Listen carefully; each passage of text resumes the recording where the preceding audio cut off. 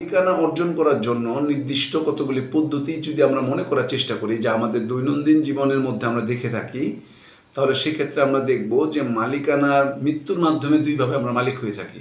একটা হচ্ছে কেউ যদি উইল করে দেওয়া যায় যে আমার মৃত্যুর পর তুমি পাবে, তাহলে ওইভাবে আমরা মালিক হতে পারি। অথবা আমাদের পিতা মাতা যাদের আমরা পরবর্তী বংশধর, তাদের মৃত্যুর মাধ্যমে আমরা সম্পত্তির মালিক হতে পারি। এইভাবেও দুইভাবে মালিকানার বিষয়টা আমরা দেখতে পাই, দুইভাবে দেখতে পেলাম মৃত্যুর মাধ্যমে। এবার জীবিতর মাধ্যমে অনেকভাবে দেখা যায়। একটা হচ্ছে আমি যদি একটা মোবাইল ক্রয় করি, তাহলে আমার একটা মালিকানা অর্জিত হবে।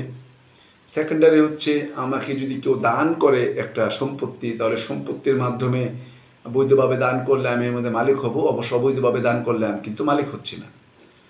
তাহলে আমরা দেখতে পেলাম যে ক্রয় সূত্রে মালিক হতে পারি, দান সূত্রে মালিক হতে পারি, তারপর হচ্ছে বিনিময়ের সূত্রে মালিক হতে পারি। আমার নারায়ণগঞ্জের জমিটাকে বদল করে আমি দেখা গেল যে নারায়ণগঞ্জ জমিটা বদল করে দেখা গেল 2500 জমিটার সাথে আমি অদল বদল করলাম, বা রূপগঞ্জ জমিটার সাথে অদল বদল করলাম। এইভাবেও তো আমি এই সম্পত্তির মালিক হলাম। নারায়ণগঞ্জের সম্পত্তিটাকে ছেড়ে আমি রূপগঞ্জের সম্পত্তিটা নিলাম, তাহলে আমি রূপগঞ্জের সম্পত্তির মালিক হলাম। এইভাবে মালিক হওয়া যায়।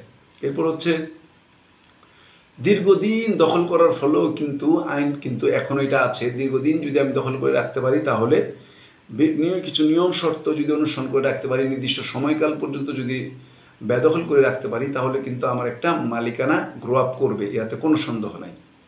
তাহলে দখল করে রাখার মাধ্যমেও একটা মালিকানা সৃষ্টি হতে পারে। এগুলো হলো সরাসরি মালিক হওয়ার সোর্স।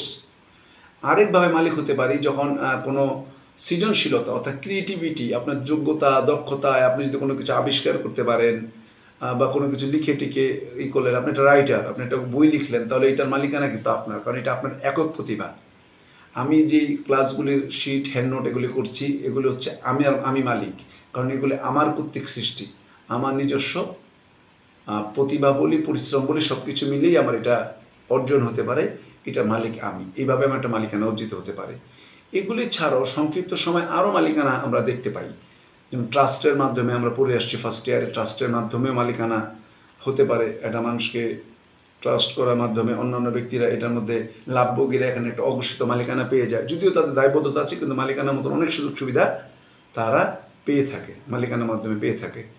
লাভভোগীরা এখানে একটা বলা যেতে পারে অঘোষিত একটা ইকুইটেবল মালিক বলা যেতে পারে লাভভোগীদের।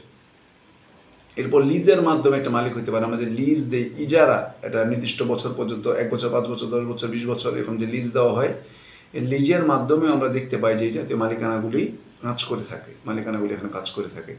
এই বিষয়গুলো আমরা দেখতে পাই। তারপর হচ্ছে রেহেন বা মর্টগেজ বা বন্ধক, যেটা বলি না কেন, ওইভাবেও কিন্তু আমরা মালিকানা লাভ করে থাকি। যে কোনো ব্যক্তিকে রেহেনের মাধ্যমে বেশ কিছু বছরের জন্য আমার কাছে কোনো সম্পত্তি চলে আসলো, এর মাধ্যমে আমার একটা মালিকানা সৃষ্টি হলো, এভাবেও আমরা মালিক হতে পারি। তাহলে আমরা দেখতে পেলাম মোটামুটি মালিকানা অর্জনের বিভিন্ন ধরনের পদ্ধতি, যেগুলির মাধ্যমে আমরা দেখতে পেলাম আপনি আমি কিভাবে আসলে একটা সম্পত্তির মালিক হয়ে থাকে।